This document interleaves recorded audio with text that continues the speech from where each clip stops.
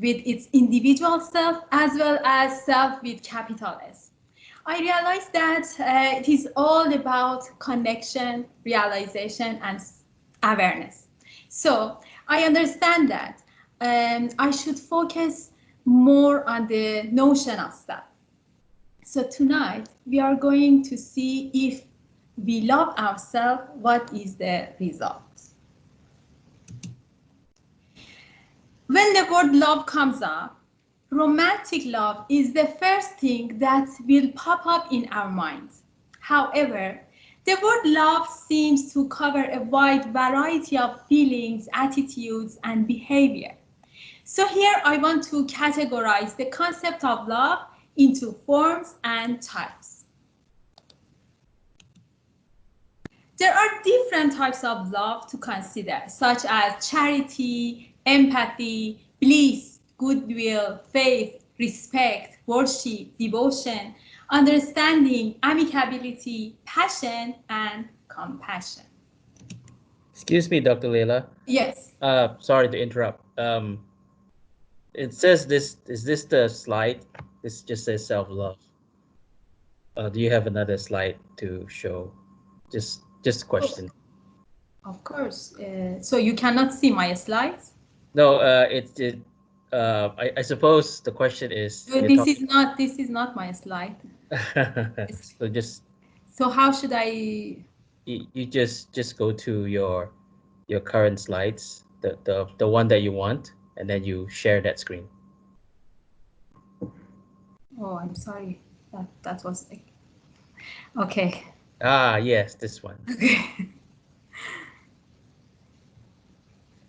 Okay, now we're How back on now? track. Oh, okay. So you didn't see anything of those that I showed you.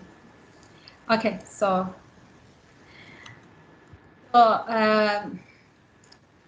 when the word love comes up, romantic love is the first thing that will pop up in our mind. However, the word love seems to cover a wide variety of feelings, attitudes, and behavior.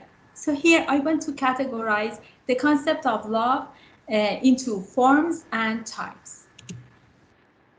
There are different types of love to consider, such as charity, empathy, bliss, goodwill, faith, respect, worship, devotion, understanding, amicability or friendship, passion, and compassion. I would like to share with you the 7 forms of love that is gathered from the ancient Greeks. Eros or romantic love, philia or friendship, storge or familial love. Agape is another form of love. You can say it's universal love or divine love. Lotus or playful love. And the other form is pragma or practical love, such as arranged marriage. And the last one is philoptia or self-love. So among these different forms of love, we are going to focus on the last one, which is self-love. In this presentation, I'm going to address the following questions. What is the relation between passion and compassion, and what is their link to self-love? Why is self-love important? How to practice self-love? How to find happiness with the power of self-love. So here we are going to talk about the power of self-love. The good news is that every one of us are capable of self-love. The love we contain inside is the most powerful thing that exists. Love is a very good motivation for us, and it generates energy within us, and it helps us grow. We have this amazing power as a part of our being. It was given to us when we were given life. We just have to learn how to take care of it. And this is self-love. Why is it so hard to practice self-love if we born with it? Because our mind has been infiltrated by negative things such as fear, hopelessness, and hatred, which can make the loving part retreat. Love can only exist in peace and where it is wanted. The original loving mind is always there and can never be destroyed. Once you allow enough space for the love to thrive, it will take over again. But keep in mind that we don't want to eliminate completely states of fear. We will have fear. We will have hopelessness. That will never die. We just do not want them to become the driving force for us. But those energies, if adopted by love and wisdom, could be to use in a positive manner. Because energy never dies. Energy only transforms from one type of energy to another, from negative to the positive. Do we really need to seek love? How do we seek love? How can we make space for the love to thrive inside of us? Rumi, the 13th century poet, has answered this question. He says, your task is not to seek for love, but merely to seek, find all the barriers within yourself that you have built against it. When we remove the barriers, love and grace will flow. What do we mean by removing barriers? It means that we need to know ourselves. Self-realization means to know myself. I need to know my strengths. I need to know my weaknesses. So, the first step is to identify what these barriers are that I have built within myself, and to answer this question, we need to know ourselves better. We may use the famous question of humanity, the question of who am I? The question of who is the beginning of understanding of self. Every one of us must develop within ourselves. We must identify our true values and improve ourselves in that direction. We must learn what is important to us, what is our strength, what is our weakness. We need to learn to accept ourselves and remove the resistance. We need to forgive ourselves as well as others, and we need to improve our values and free ourselves from all barriers. By practicing self-love and focusing on ourselves, we can reconnect with the parts of our identity that has been lost. As Rumi again beautifully warns us and says, half of life is lost in charming others. The other half is lost in going through anxieties caused by others. Leave this play. You have played enough. It is the time to focus on ourselves and rebuild our foundation first, and then we can feel inner peace and feel happy from inside and out. And after that, we can serve our community, our country, and our planet better. I like to repeat one more time that we need to discover ourselves and be connected to ourselves. Only then we are capable of loving ourselves and others. So basically, we need to be aware of intentions, improve our observation skills, and be aware of our behavior. This is how we practice mindfulness, and this is self-love. Self-love is about getting in touch with ourselves, our well-being, and our happiness. True self-love is in fact self-acceptance, self-forgiveness, self-care, self-control, discipline, boundaries, self-awareness, and of course, self-compassion. Lack of self-love is the cause of some psychological, material, and physical problems an individual might experience. When we act in ways that expand self-love in us, we begin to accept our weaknesses as well as our strength much better. And this is the process of self-realization. I want to draw your attention that self-love grows on self-realization. Let me tell you like this. We have an ideal self, true ideal self. We also have many false ideal selves. False ideal selves are a reflection of others people's expectation of us, or how we want to be seen by others. Many of us make mistake between the two. Many of us take the false ideal self as our true ideal self. So if now the fashion is to be very thin, if the fashion is to be tall, if the fashion is to ride certain car, live in a certain area, eating in a certain restaurant, because of those outer things, people evaluate you as a successful, beautiful, and so on. Then the outer forces dictate your mind to consider that image as a and that image, your own ideal self, you are constantly in stress. That is guaranteed, because you may not never look like a Barbie. You may never have so much money to be able to ride certain type of car.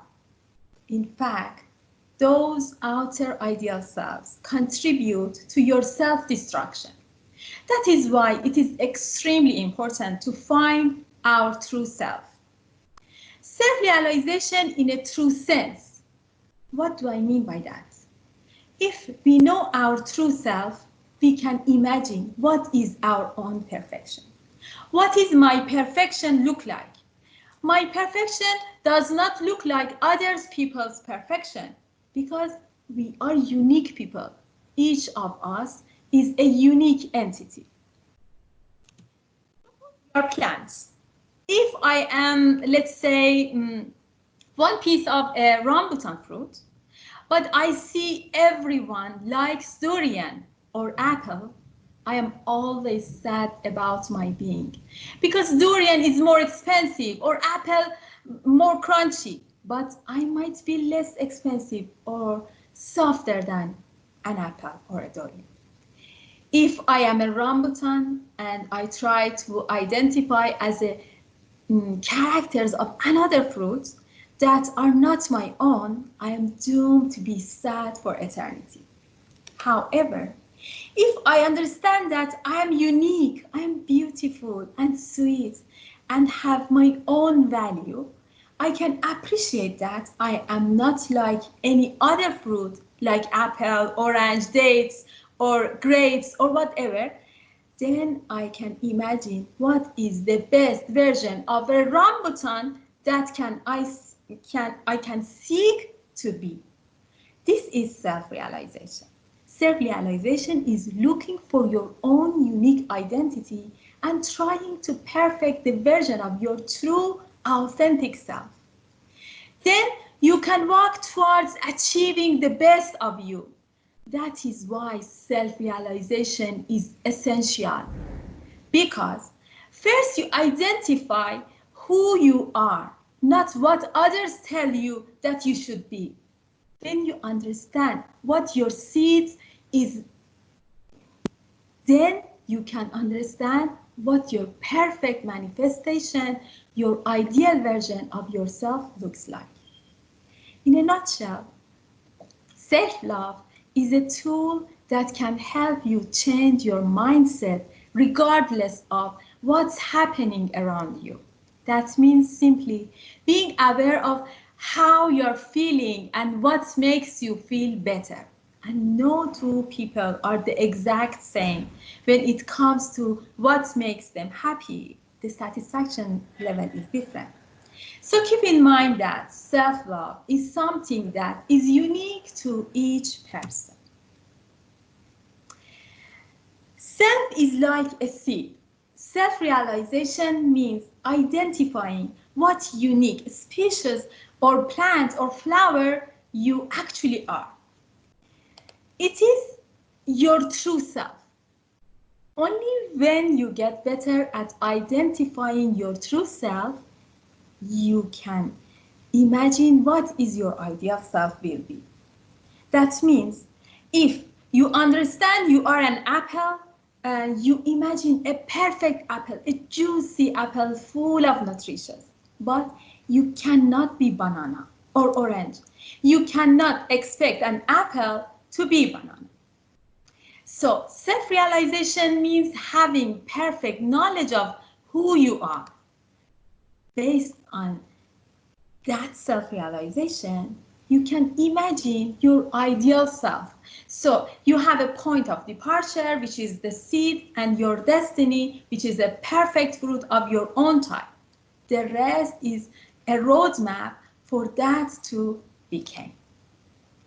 From what you are to what you want to become, you need a will or through strong intention. You need to have the right skills and you have to be a hard-working person to attain that. If you have a good soil, I'm talking your environment, after a while, the seed starts to sprout.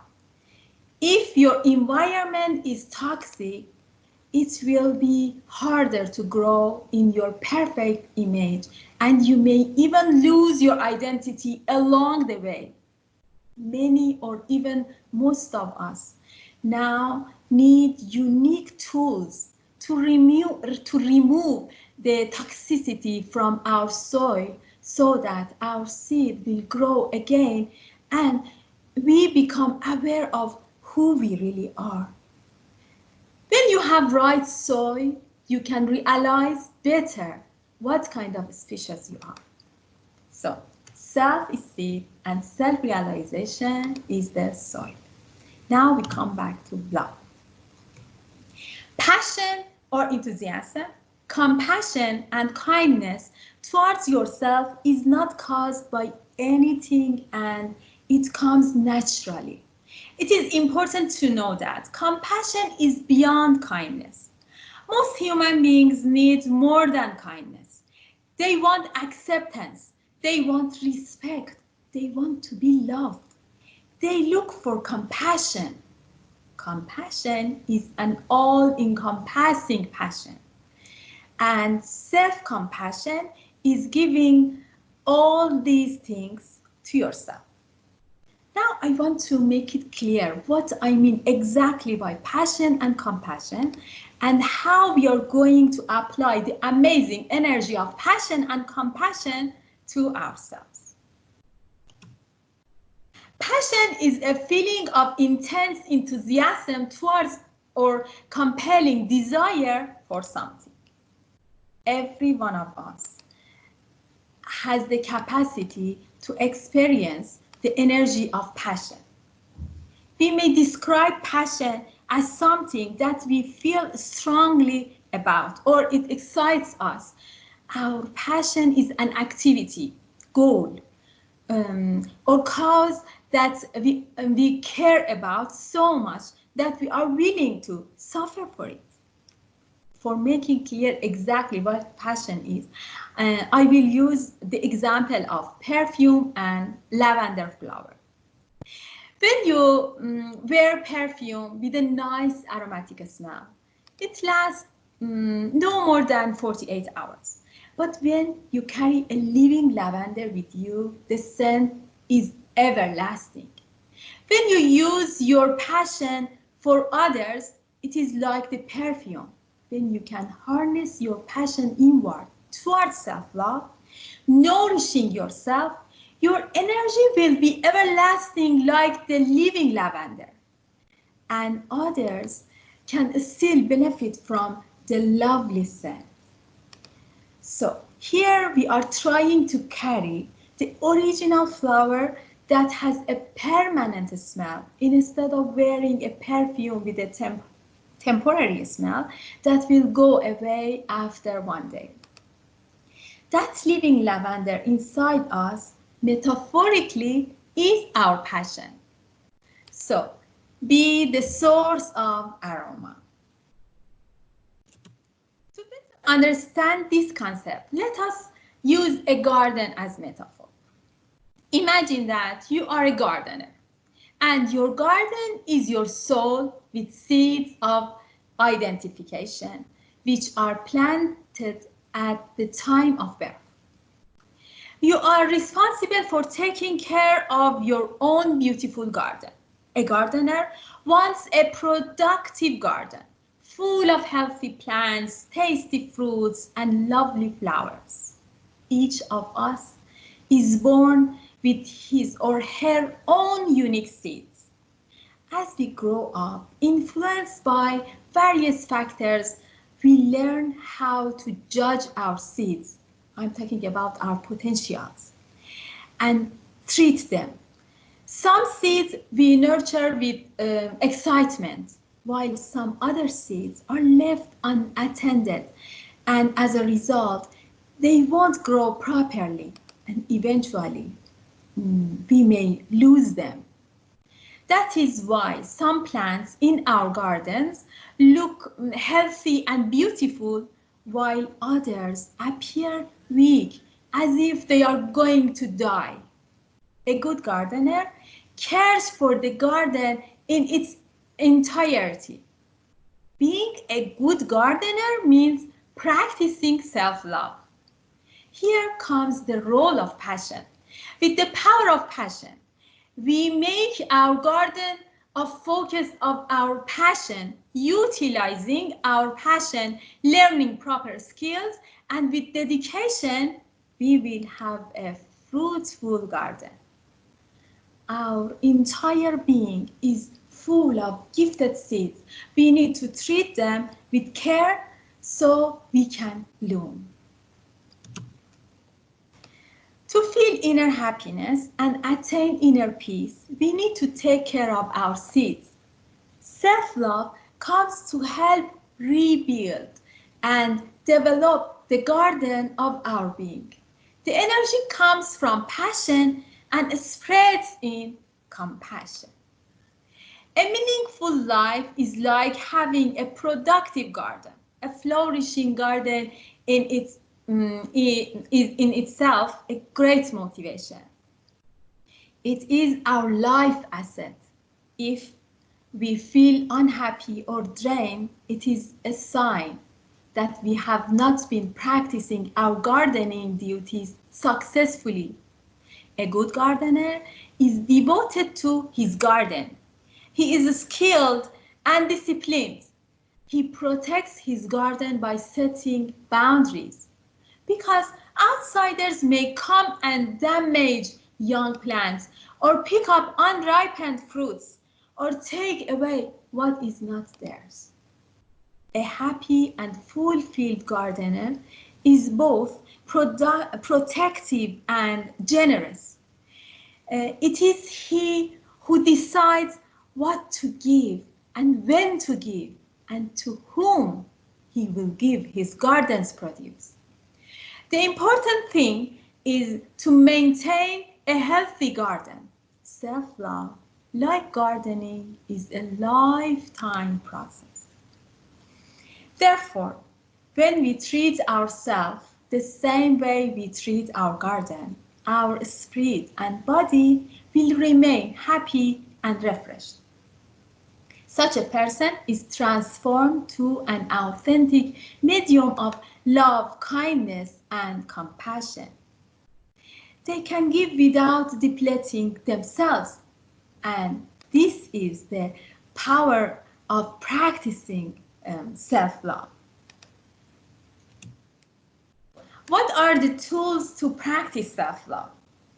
Mindfulness is the key practice to having a fruitful garden. What I mean by mindfulness is, first, by intention, you realize that you have some seeds within you, and also you have a garden, and you need to plant your seeds in your garden and then take care of your garden. Therefore, By paying attention to every action that you are doing in your daily life, and by acting with the right behavior, you can consider yourself as a good gardener. And as a result, you will be happy to have this productive garden, and you carry this amazing aroma everywhere you go.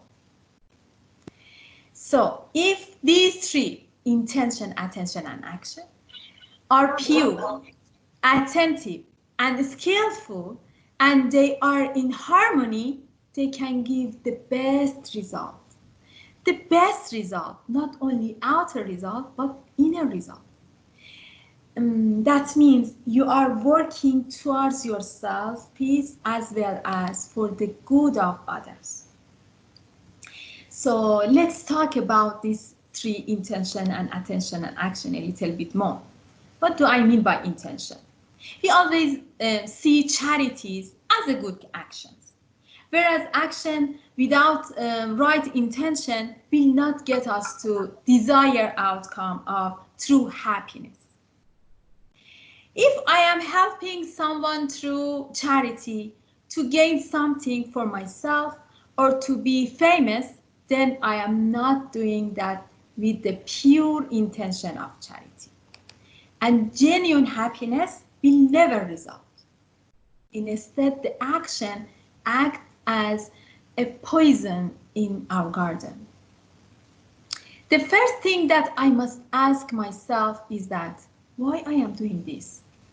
Once you can determine if your intention is pure, then it comes to, am I doing this with full of attention? Intention is within you only, but attention means projecting your intention outside. To find right and proper way of doing something, that is attention. The same way you cross the street, you do it with attention so that you are not hit by a car. That is attention. And then comes the skills or actions, the skill of walking to other side, the skill of passing your love and affection to others. So we need all three elements, this triangle, intention, attention, and action, in order to get the best result. So now, if do something with a pure intention, with proper attention, and with good skills and action, it makes me happy. And that is my first and initial benefit of happiness. The second benefit is that my authentic happiness is contagious. Those I interact with them during this pure process will also experience happiness. Therefore, I am spreading love and happiness throughout my world. So, self-love is gardening. We drive the energy of passion inward to take care of our garden. When you have passion for something, you do not care about anything else, and you just pay attention to your subject. And this time, the subject is you. Pay attention to yourself and try to use the energy of passion for your own soul. So, by practice mindfulness, we can overcome this uncontrollable energy through intention, attention, and attitude, and we can direct our power and lead it to self-love. If we are able to harness our passion within ourselves, we can spread this passion within our body and mind. For example, when you are taking care of your physical body, you are actually gardening. If you rest when you are tired, you are gardening. When you are reading to improve your own knowledge, you are gardening. When you are eating healthy food to nourish your body, you are gardening. When you spend time with loved ones, do something kind for yourself, forgive yourself. These are all gardening. Sometimes in your garden, you need to take out the weeds, pests, or seek flowers. This might look like saying no to people when you really don't have energy or time or whatever reason. It might look like you forgiving others for what they have done to you. It might look like removing toxic people from your life or reducing your time on social media. It might look like doing more of the things that bring you joy and less of the things that don't. You try to find if there is something wrong in your garden. If it is infected, you will find the cure. We all have this power of self-love, and now we have the awareness and the tools to practice. Often people mistake self-love with selfishness, and this is a big mistake. I would like to discuss about it a little bit more. I want to be clear that self-love is opposite of selfishness. Selfish people have not learned self-love and use others as an energy source.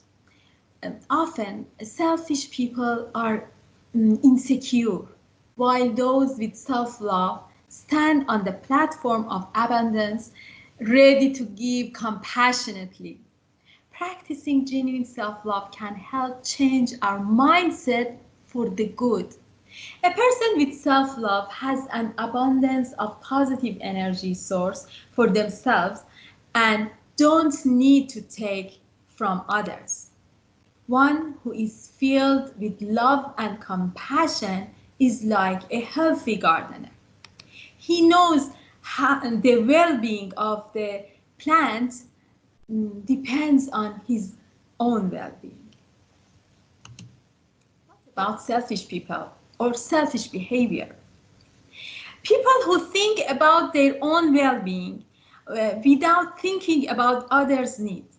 These are selfish people. Those people are often not equipped to tend to their own garden and take from the energy of others to feel good. These are selfish people. They take advantage of situations and people to serve their own benefit. They only give if they get something in return.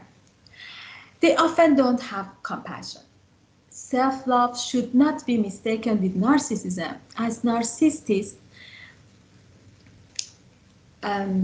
consider themselves superior than others. The person with self-love, on the other hand, takes care of him or herself first, so they may have enough to give to others. Imagine the oxygen mask in an airplane. They always advise you to wear your mask before helping others.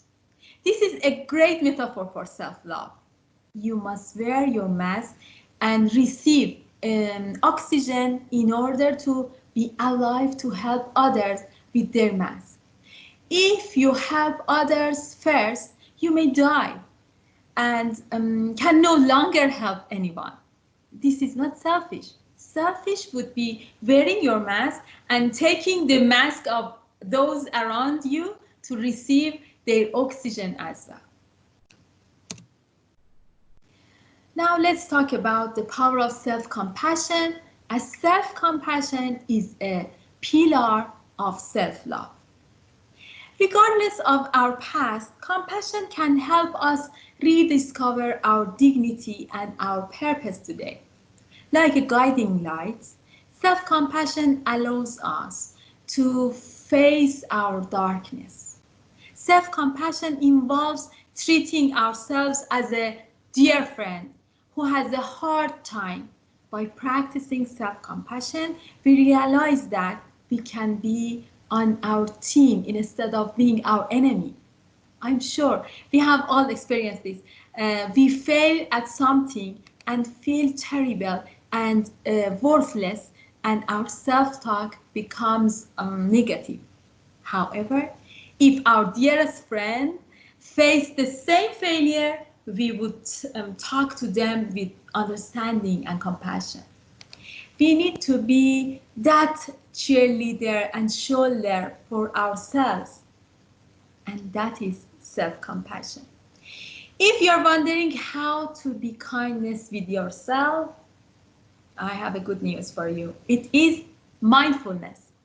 Self-compassion is born of mindfulness. Self-compassion releases us from shame, stress, self-judgment, and it is an excellent investment on our health. People with greater self-compassion have less prone to depression, anxiety, stress, and are generally happier and more content and satisfied. There are many benefits of practicing self-compassion. These benefits have been confirmed by scientific research. I will share with you three main benefits of self-compassion. The first one is emotional well-being.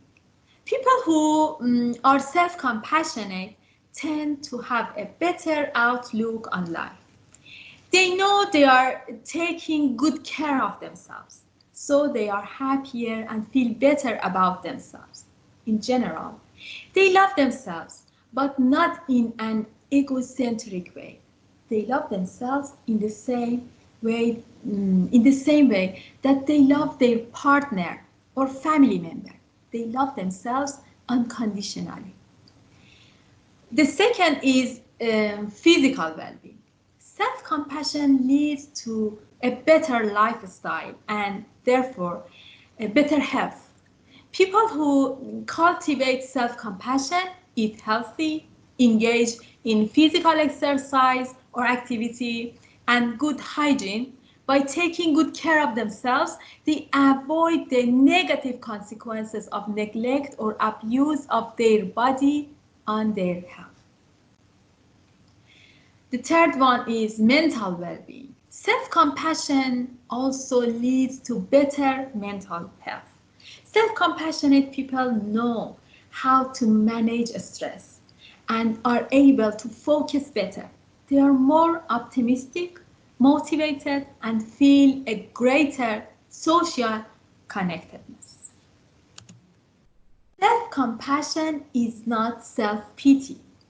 When we are in self-pity, we don't see our suffering in the broader context of the human condition.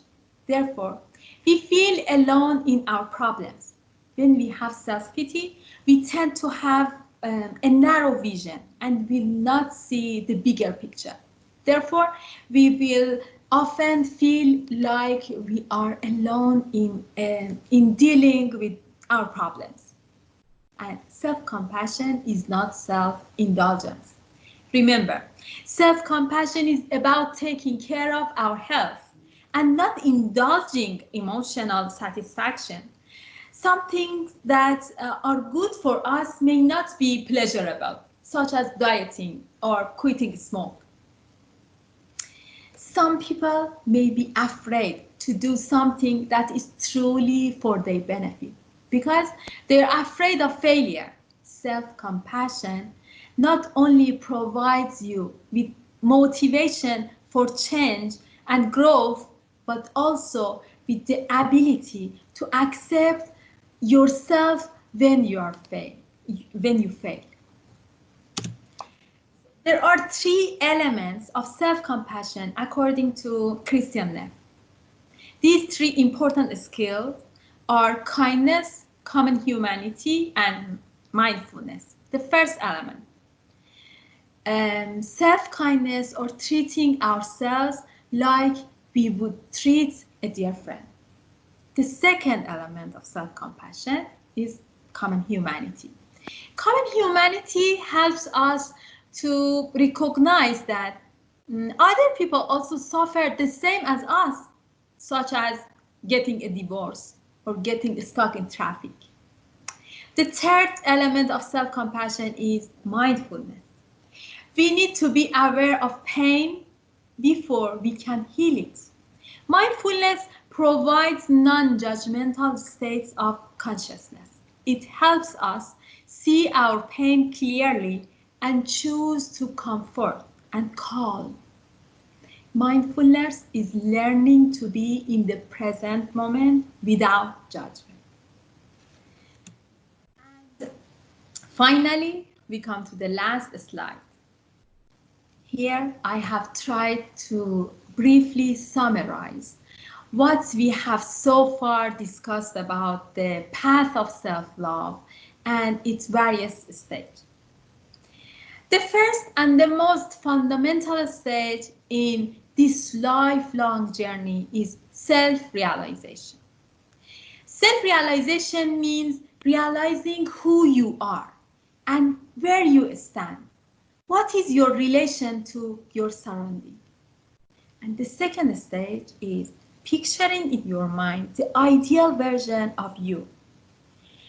That is an accomplished soul that has realized his or her potentials, a self-sufficient soul in peace with his or herself and with the entire universe. After accomplishing these two stages, you are mentally prepared to beginning your journey. In order to actually perform the journey, you need to equip yourself with 3 tools. Tools that you must carry with you at all times. These are intention, attention, and action. Intention means never forgetting why you are traveling.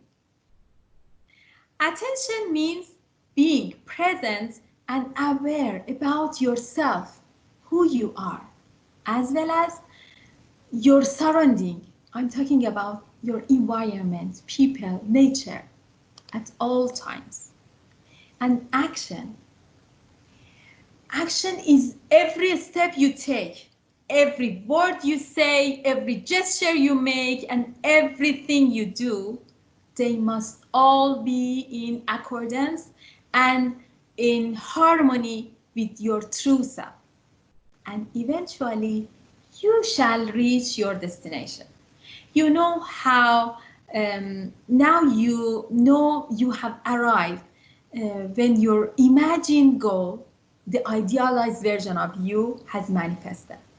That is to say, your idealized self is now realized. When one is stationed in his ideal destination, one will be calm, peaceful, and content. And that is everybody's dream. That's all for me, and I hope you find this talk useful. Thank you very much. Thank you for Thank you that for the full full presentation, presentation, um, Dr. Dr. Leyla. Leyla. You're welcome. Looks like Looks I like I hear hear some some echoes echoes going going here, here, but but it's okay. it's okay. Um, Um, but anyway, anyway, there are a few few questions questions from the audience, and the first question actually comes from um, Farnas. Actually, two persons asked the same questions. Farnas and Faiza, who asked, "How do we teach our children self-love?" Okay. How can I stop my It's okay. We're looking at you. You're fine. okay. So okay, how to teach sorry, can you Sorry. How do we teach our children self-love? okay. Um so I have this advice for you. It's good if talk about yourself in a positive manner. Talk about a positive work review or, for example, in a good day on the job. Tell them you feel smart and beautiful. Talk to your children how you care for yourself. And don't put yourself down, especially in front of your children. For example, instead of saying you're not eating dessert because you are fat, mention that you are trying to be healthier and make your body stronger. And these are some examples. Okay, thank you. Raymond has a question. He asks, as a child, I felt I was passionate about a lot of things, but as an adult, I have lost that enthusiasm somehow. How can I get it back? That's a good question. um, I want to know that now, too. as an adult, we cannot be excited like a child in most areas. This is because we are more mature and need to comply with certain social norms. But we must also allocate some time to nurture our primitive self. Let our playful child act according to its nature. So this makes us more alive and energetic. The freedom that is related to our child self can be great asset for us to perform our duties as a adult. Okay, thank you. Can I stop Uh, th- this? there are more questions. Oh, okay. Daniela Brown asks, how far can one go positively with self-love before self-love turns into narcissism, i.e., excessive self-love? Okay. Sorry, the first part is, would you please repeat it again? Okay, how far can one go positively with self-love Uh-huh. before self-love turns into narcissism? Uh-huh. Okay. It's a question of balance, I think. Go ahead. Yeah. Uh, self-love, as I said, self-love is a tool, and through mindfulness, intention, attention, and attitude, we can be positive. So, self-love is not selfish. It is opposite to selfish. It makes us more generous, more compassionate, and better to able help others. And it helps us recognize to connect with each other. We never practice self-love for ourselves only. Our practice echo through word. So um, this is my answer. It's like being at the present when you are practicing self-love. Okay, thank you. Karina asks two questions. So they're a little long, so bear with me. The first question, she asks, most people who are not psychologically minded are oblivious or ignorantly uneducated when it comes to empathy, compassion, and are unaware that they may unintentionally not be mindful of others. How can a person understand what it means to be mindful and to be self-aware? Uh-huh. Okay. That's also maybe it's good if I first talk about empathy, which is not self-love. I mean, it's different with self-love. And then I go to the other part. So, Okay. empathy, compassion, self-compassion is foundation of self-love. And empathy and compassion is not the same thing. Empathy is the ability to feel someone else feeling, but compassion is like desire to help that person. So while empathy helps us understand pain of others, for example, compassion opens the possibility for us to do something positive about it. So we can focus on our love about someone instead of focusing on their pain, because empathy is focusing on their pain only.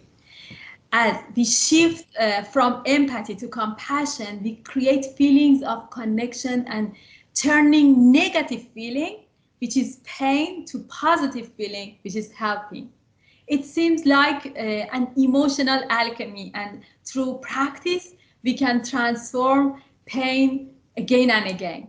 This is amazing. I really wanted to share with you how we can transform empathy to compassion. And we move to self-love, and I forgot the she said by practicing self-love. No, how can a person understand what it means to be mindful, to be We self-aware?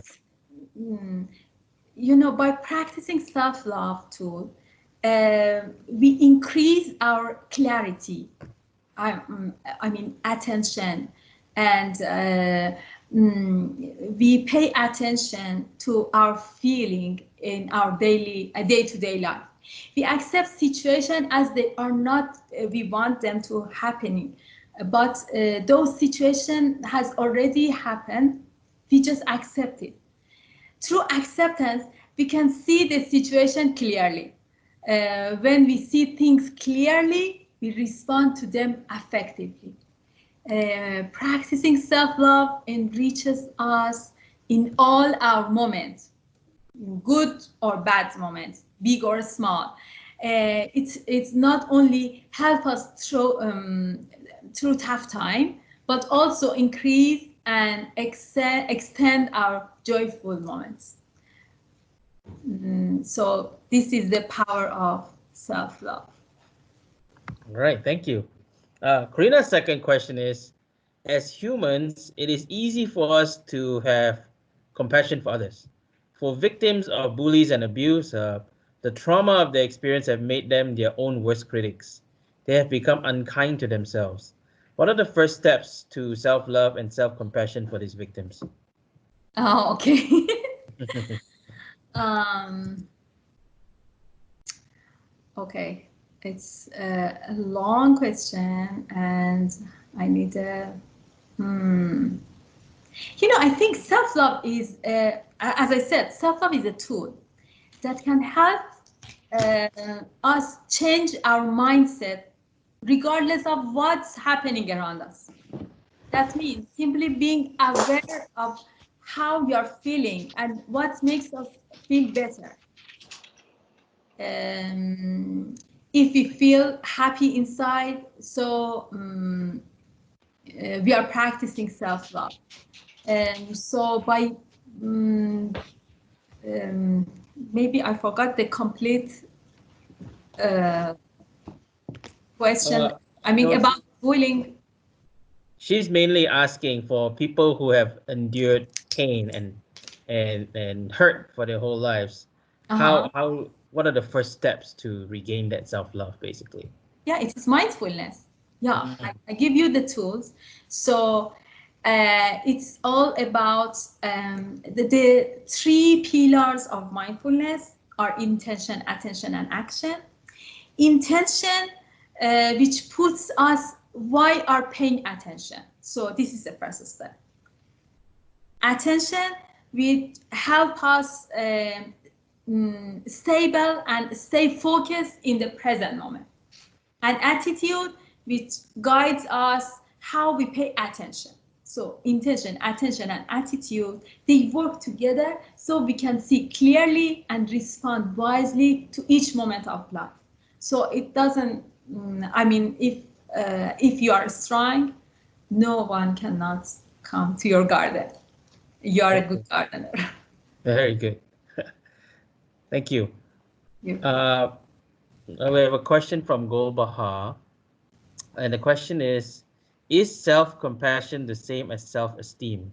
If not, is there a link between them? Okay, that's also a good question. Uh, if sorry, Is self-compassion the same as self-esteem? yeah, self-compassion and self-esteem are different. Okay. Uh, um, Is let there a me, link? yeah, self-esteem and self-compassion are psychological terms for well-being, but they are completely different. Self-esteem needs success to prove your own self. I mean, self-esteem needs success, but self-compassion says you are worthy no matter what. But self-esteem is unstable, and it depends on our failure or success. Okay, but self-compassion is constant. It releases it relates to kindness and acceptance with whatever changes. If we fail or if we win, still constantly is there for us. But self-esteem leave us. Self-esteem is depending what is happening in your life. And then that's why they are different completely. So we need self-compassion as foundation, and also we need self-esteem in some event of our life. That's a very insightful point there, Dr. Leyla. There's a few more questions. We'll try to wrap it up soon. A question from Ramin Fahd, who asks, if we find that a close person to us is toxic, how should we deal with this person? Okay. Okay, that's also a good question. Um, okay, so let me think. It was about selfishness. If okay, if we think toxic, if we are with toxic people, Yeah. so If, you need to, yeah, not you know, don't be afraid of toxic. You need to detox yourself. You know, well, I the think the question process. is a person that's toxic, not yourself. I mean, yeah, you know, the process of detoxing is to remove their important status in your mind. So you can detox your, I mean, you can protect yourself. So successful detoxing will strengthen your immune system. So you can use this as um, how can I tell you about this? Um, okay, let me. Um, uh, so if the I totally forgot the question. It's okay. I'm here to remind you. Don't worry about it. Basically, uh, how do you deal with a person that's toxic around you? Okay, so it's uh, it's a good test for us. If a person is toxic around us, it's a very good test. We can be mindful and just don't allow the negative energy comes to us, and we can take it as advantage to improve our ability, to improve our tools. The same pillar that I said, with intention, attention, and attitude, with mindfulness, we can not allow them to uh, destroy our self. Yeah. Okay. Okay. Well, thanks. Raymond asks again, can you have empathy without compassion? Yeah, I think I answered that question. Okay. All right. We'll skip. uh, so Mariam asks, I get energy from helping others, but sometimes it leaves me drained. If helping others is also self-love, then why does it make me so tired? Okay, I think watch yourself closely. If you feel happy only by giving and unhappy when you are alone, then you have deficiency in self-love or self-compassion. So you need to practice more self-love and self-compassion to do that. Okay, straight to the point. That's great. Uh, Syed asks, "Hi, Dr. Tajer. Thanks for the very clear and systematic presentation. Could you say something about the opposite of self-love, including the feeling of despair, alienation, hopelessness? Do you think these are more powerful experiences in the modern world?" Yeah, as I said, they are very good motivation for us to make it from the negative to the positive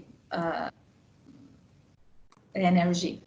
This is very, very important. So we need, as I said, we need fear, hopelessness. These negatives are helping us to practice our love, our passion, to make it from negative to positive. So really self-love is helpful, and we need to improve our skill. Okay, we got two more. Don't worry. Just two more questions. Oh, many questions. Yes, you're very popular, Dr. Leila. See, it's, a, it's insightful. Faiza asks, why has self-love all of a sudden become so trendy? I feel we hear about it elsewhere. You hear about it everywhere. Why now? And 20 years, and not 20 years ago. Why is it so important now? Yeah, actually, this is also my question. For over, I think, half of century, the outside influence um, through, corporate culture, mass media, political forces, everything, increasingly they ignored individuals, and as a result people's connection with their own selves have been weakness. I mean, they are weak. Realizing this fact has created a genuine need for realizing the self and loving ourselves. This is, I think, this is the reason that we are see more self-love everywhere we go. We need this practice.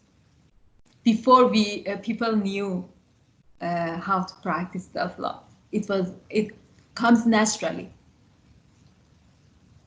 Okay, thank you. Okay, last question. Okay, good. From Marianne Tehrani, who asks, "Thank you for the presentation, Leila. How can we influence the public, politicians, to accept that the points you spoke about are not only quote unquote soft skills in education, but actually the needed skills as a base to cope with daily life?" This is a big one. Wow. Okay, maybe the last question you answer. Oh, you're the expert, Dr. Leila. Okay. So can you explain a little bit more about the question? The question is, how do you influence public officials, basically, to accept the things that you said are not just basically things in school, but actually something that everybody needs to cope with daily life? Yeah. Yes.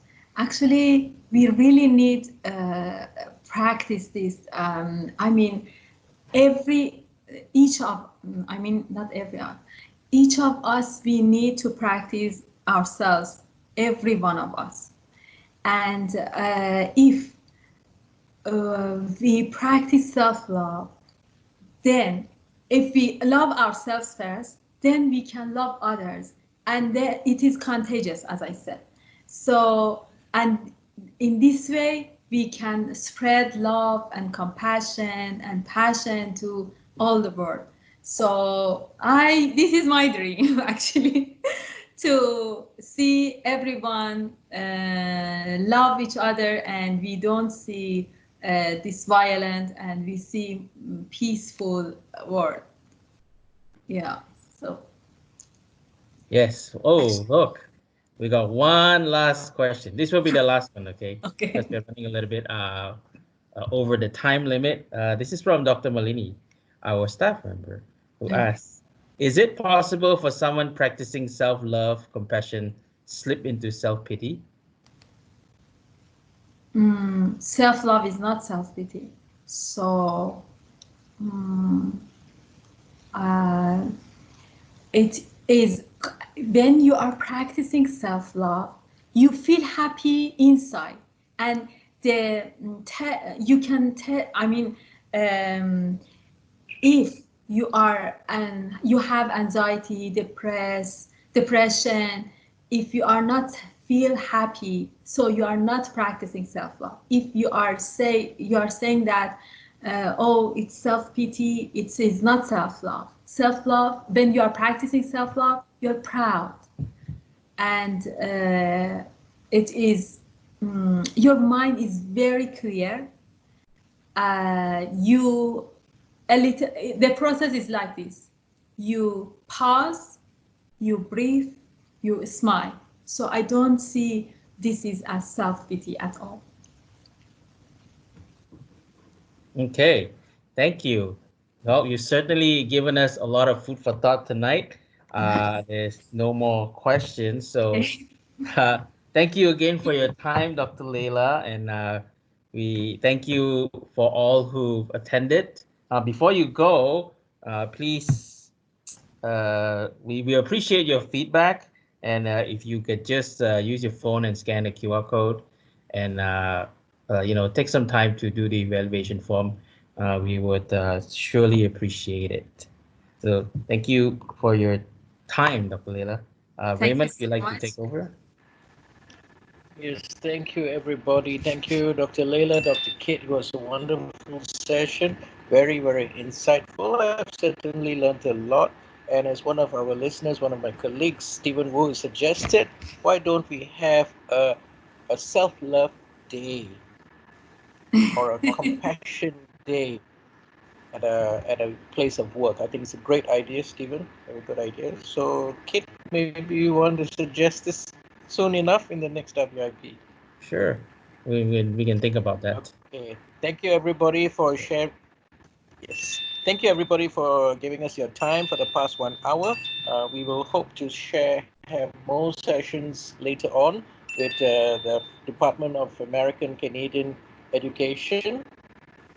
And we will be back again in another time. Thank you, everybody. Good night, good morning, good afternoon, wherever you are from the USA, from UK, Germany, and any other part of the world that you're listening to.